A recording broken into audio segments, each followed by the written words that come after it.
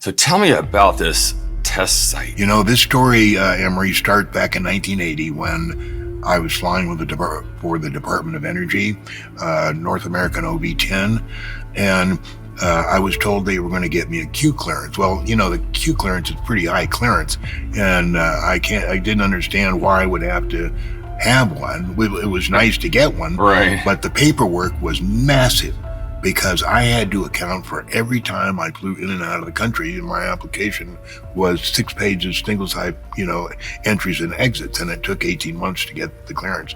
Anyway, the reason I needed the clearance is they were upgrading the security for the entire test site.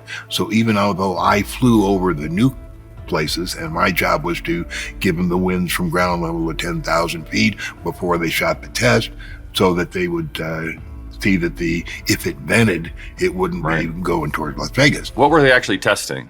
Nuke. They were testing an underground nuke. But what that did is it gave me a chance to look around and see what was going on. Now, I couldn't see into Groom Lake or anything like that, but to the north of where I was flying in the Paiute Mesa, Rainier Mesa. Anyway, as it started to get finalized, I heard through several contacts that I had that the Sandia was going to need 2,000 people a day. That meant they were going to have to take 2,000 people and take them up to Sandia on the Paiute Mesa and bring them back in the evening. Now, that's a lot of people. You couldn't do it. We could do it with airplanes, but they wanted to do it secret. They didn't want anybody to know what was going on. So they couldn't get special projects, which ran the Boeing 737, get a bunch more 737 because that would have alerted somebody that something was going on. So they decided to build an underground secret maglev subway. Right. You did mention Paiute Mesa, but you also mentioned Sandia, which is in New Mexico. I don't want people to be confused. Yeah, what the secret government started to do in the 80s was name secret projects with names that were common, so that we had the Sandia Laboratories, the Sandia Mountain Range, Manzanas. And so if they named the new secret base Sandia, if it got accidentally mentioned, people would think it's over there. Exactly. Yeah. They had to get 2,000 started to build the maglev subway, and they needed, as you know, when you build a subway, you don't start underground, you start at the top and work down. Right. So they needed about 70 acres of an empty lot where they could dig down on the strip. How did they hide that?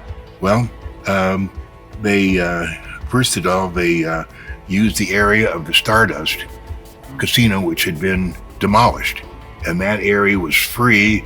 It was just an empty lot, and they were trying to sell it. And so the major casino that was in operation of this whole underground massive effort bought that empty lot, but it was right on Las Vegas Boulevard, so they had to hide it. So what they did is they built a fake casino, and that was called Echelon. And they told everybody in the press they were going to build this great casino, and they put up the framework, but it was really just to hide, the operation from Las Vegas Boulevard and Industrial on the west side and Desert Inn Road. No, I understand, yeah. So fortunately, somebody had taken aerial pictures of this operation. So when I put this on Facebook, I have pictures of that huge equipment, right there in that empty lot, and the holes, the tunnels going down in. We're talking huge equipment. The audience needs to know these are very large. So I had a friend that worked on this fake casino, and he told me that they were briefed every morning, do not look over the side, because if you do, we have CIA sharpshooters with highly accurate rifles that will kill you instantly. And they were pretty open about it. Don't look. So I don't know how this managed with OSHA. Well, that hard hat on. I mean, a Kevlar helmet on. Yeah. So they were all briefed on this, and it took, I think, a year before they got this finished. But what they did is they dug down and then went up to the Luxor, and this is all like 100 feet underground. The reason they used the Luxor was because, number one, the Luxor provided a place that they could take an elevator and go down to the terminal for the beginning of the subway. To get over. But it was also directly across the street from Special Projects. Now, Special Projects has been around for 40 years, and their job is to transport workers in Las Vegas up to Groom Lake and to 𝗪𝗏𝗧𝗏 test range. And they have that brand new space-looking terminal on the northwest side of McCarran, and that's where they park their 6 Boeing 737 and their Beechcraft and all their other aircraft. So what they have is an elevator that goes down and a moving sidewalk that takes the people that are authorized to use the subway under the Luxor. Now, from the Luxor, it goes to the Bellagio, where there's another huge terminal. Now, the reason they used the Bellagio is the Bellagio already had underground parking for their customers already built. Perfect. And this was perfect for the thousands of people that they had to hide. And all they did was tunnel to the terminal. So if you go on the web and type in power failure 2004, you'll see that when they were enlarging the terminal under the Bellagio, they accidentally hit the major grid, power grid for the Bellagio, and knocked out the power for 3 days. Now, as you know, Emery, when they build a casino, one thing they plan for is to never, ever, ever lose any power, because they've got millions of dollars going across the tables every second. And this knocked out the power for 3 days. It was a massive intelligence failure because of the fact now they had to get help to get this power grid back on, and they had to tell Nevada Power, which was what they were called then, now called Nevada Energy. They had to get those guys out and tell them what was going on, which means they had to sign NDAs, non-disclosure agreements, for the 12 or 15 people that they needed to get this back into operation. Wow. It was a massive screw up. Now, I don't know how they dealt with the owners of the Bellagio, who then it was Steve Wynn. I'm sure they would have to or how they told them. But in the newspaper, you can see that it says the power failure was never explained. I thought that was hilarious. Never explained. So from the Bellagio, it goes direct to, went direct to Sandia. Then they had another one that went to Groom Lake. And now it's all over. They have all these massive subways under the entire test site. Now, the trip from Bellagio to Sandia takes 21 minutes. So it's about 300 miles an hour. 300 miles. John, we have a map here of the underground maglev tube system coming out of Las Vegas. Could you explain this map to me? Yeah, Emery. Right here is Las Vegas, where the terminus is. The original terminal is under the Luxor, and the reason it's under the Luxor is right across the street from Special Projects. And those people who are authorized from Special Projects take an underground moving sidewalk to the terminal at the Luxor. From the Luxor, it goes to the Bellagio. And the Bellagio, the reason they use the Bellagio already had underground parking, which they could use to get the 2,000 people up to the brilliant. Right. And made a tunnel from the underground parking to the Bellagio terminal. From the Bellagio, it goes up to Paiute Mesa. Right there. No, to your left. Right there. That's Paiute Mesa. And that's where the new secret base is. And that's why they need 2,000 people a day up and back. Yeah, and that's why they nicknamed it Sandia, to kind of disinform people. Exactly. Right. Now, over to the right, you see Groom Lake, and they decided to make another terminal there. Up here is Coyote Springs. That's a secret underground base. What are they doing up there? We don't know. But I had a friend wanted to know exactly where it was, and he got a job as a flight attendant with Key Airlines, who ran the subcontract, and he saw where it was, but he won't tell me. But he told me, he said it's there. When the people get out of the airplane, it lands right in the middle of the desert. Right. There's nothing there. And he said when the people go down the stairs at this place, he said there's a little sand dune, maybe 8 feet high, and they just walk behind this thing and disappear. So that's obviously where the stairway goes. Are they making them wear those glasses?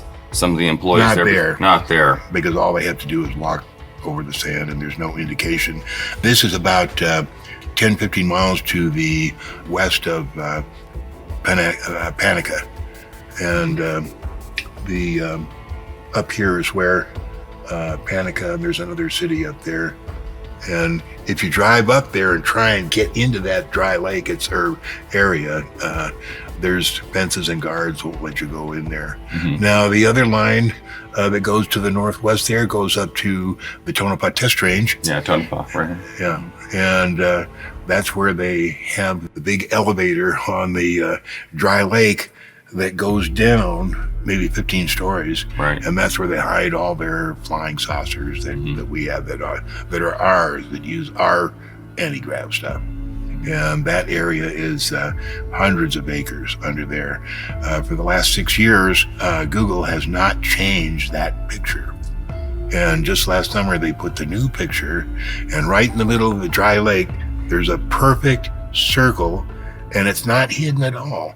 This secret government is so arrogant, they don't care whether people see this elevator, ready to go down. First of all, they figure people won't believe it anyway, so why bother to try and conceal it?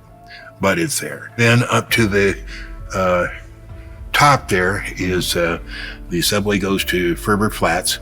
That's 44 miles south of Wendover, Utah, and that's the big air base where they fly the black triangles out of, and that's hidden by a holographic image. And what they do is they project a holographic image over the airport that makes it look like desert or wherever it is. If it's in a forest, it looks like a forest. And pilots flying in there are radar vectored onto final at about 200 feet. They turn the image off so he can see to land. He lands, and then they turn the image back on. Now, the people that work up there are told that it's done with mirrors. They want to keep this holographic image secret. Right. So they're doing. Where'd you get that intel from? From somebody who worked up there. Oh, okay. All right. Have you been up there? No, I have not. Have you been to Sandia or Dreamland? Sandia, no. Dreamland. I know you. I told you I went there in 1977 to take pictures.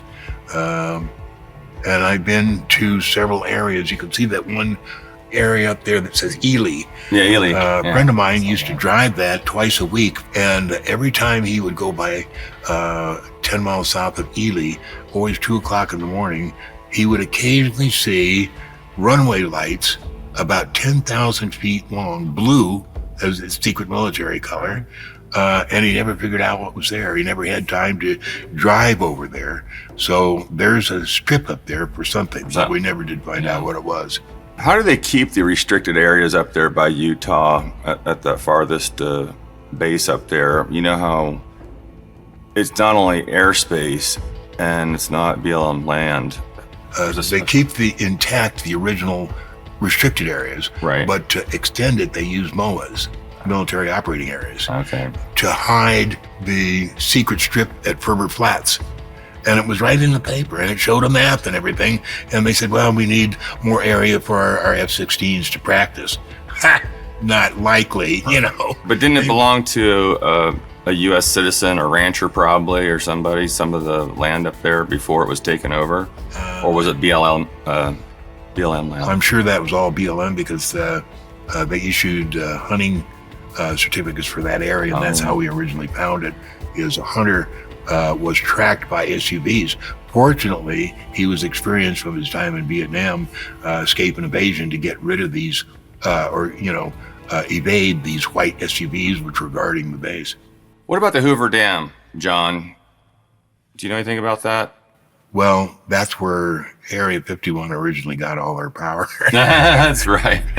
And now I think they have their own nuclear generator up there. I don't have absolute confirmation of it, but I'm pretty sure that's what they. But the original power came from Hoover Dam, a massive draw of power. Yeah, that's what I heard. I used to do some military ops there when I was stationed in Kirtland Air Force Base, just in case there was a terrorist attack on that area. Yeah. So there was always a military presence there. Yeah. And some of the guys and security guards told me that there's actually big areas dug into the mountain and underneath it. Yeah. That they were doing some things that were clandestine. Right. Now, just to the north of Hoover Dam right here is the secret new Lime Canyon helicopter base, which they started to build in 2006. Now, I wouldn't have been aware of this except the gold mine I was trying to resurrect was right there at Gold Butte. And in 2006, I heard dynamite going off. Oh my. I was the only one that was authorized or licensed to have dynamite, so I couldn't understand who else was using dynamite. It turned out that's where they were building Treasure secret Hop. helicopter base right there. About this time, we had a ranger patrolling the Gold Butte area who found a brand new case of dynamite. Current had just fallen out of the helicopter, apparently, that they were using to build that helicopter base. And that helicopter base was operational in 2008 or 2009, and it's hidden along the Lime Canyon Ridge, and I haven't been able to find it. Well, I'll be. And who's running that facility? Is that corporation-based, military, guarded? I know it's the same people that are operating the secret helicopter base that's just north of Nellis. It's over that range, and the people that work up in that area say they see the helicopters coming up and over that range, but nowhere to come from.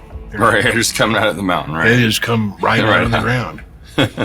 And you want to explain how these maglev systems actually work, the electromagnetic ones? You know, I don't know exactly, Emery. I've just heard, for years of maglev, and there's another form of a vacuum. Vacuum.